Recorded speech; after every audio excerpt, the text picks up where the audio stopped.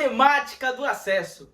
Depois de 2 rodadas concluídas da Série C do Campeonato Brasileiro, eu tenho certeza que você já está ali com um caderninho, já está com a sua calculadora, calculando as chances e as probabilidades do teu time estar na próxima fase, que no caso já é a Série B do Brasileirão. E nesse vídeo de hoje, eu vou te trazer exatamente o que as equipes estão precisando para conseguir essa vaga. E a pontuação mágica, aquela pontuação que a gente pode dizer que se o time conseguir, ele já está na Série B. Beleza? Antes de mais nada, não me esquece de ir aí nos comentários e dizer quais serão os 4 times que irão subir. 2 de cada grupo, hein? Que é o formato do quadrangular final dessa Série C do Campeonato Brasileiro. Deixa aí nos comentários, não esquece de curtir e também de te inscrever para estar acompanhando todos os vídeos que a gente traz aqui para o canal. E olha, deixa aí, porque depois eu quero conferir se tu acertaste.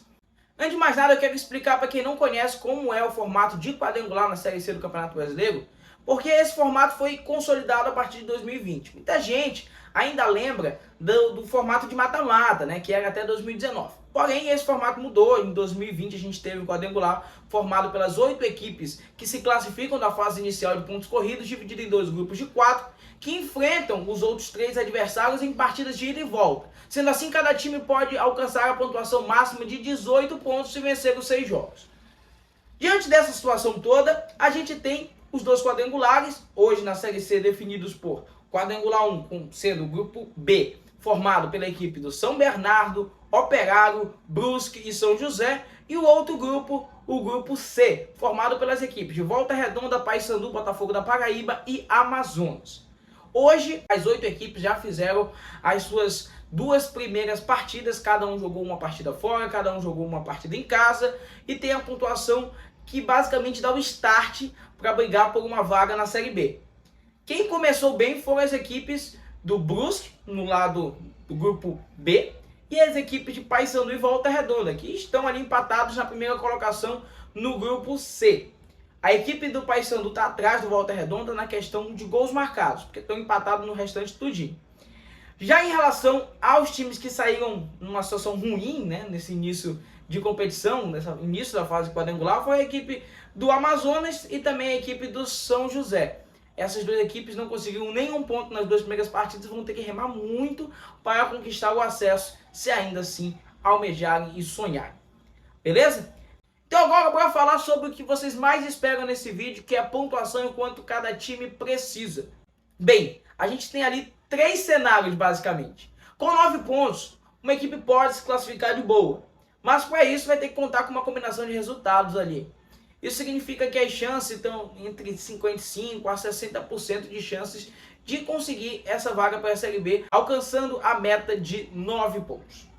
Quando a gente fala de 10 pontos, essa basicamente é a pontuação chave, a pontuação mágica. Muito provavelmente e historicamente, essa média de pontos foi suficiente para uma equipe alcançar a Série B do ano posterior.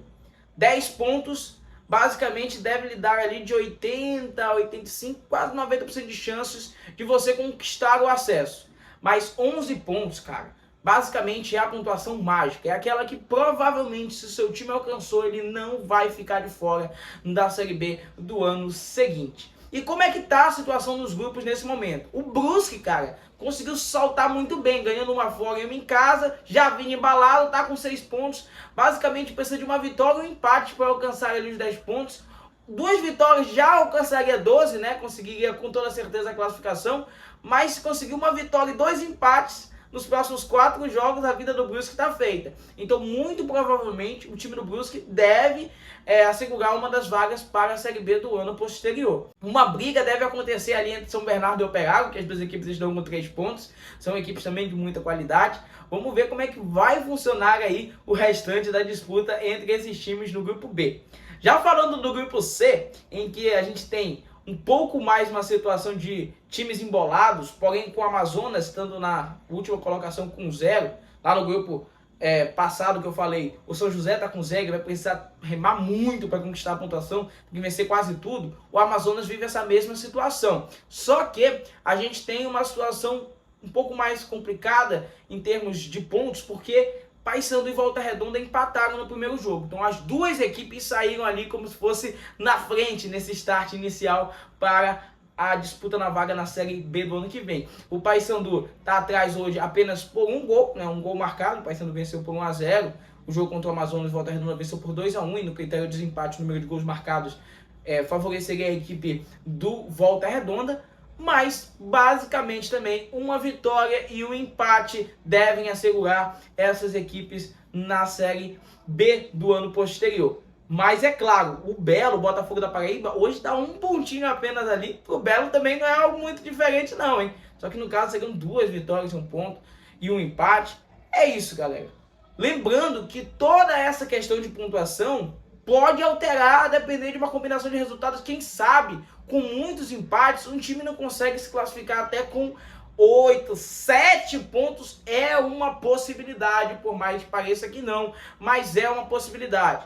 Tudo isso se ajusta com a matemática da rodada após rodada. Mas basicamente, aquela pontuação que eu lhe falei, 9 tem uma chance ali considerável, 10 praticamente na Série B, 11 aí, meu caro, pode comemorar. E aí, deixa nos comentários, não esquece de deixar seus palpites para a próxima fase e, no caso, a tão sonhada Série B.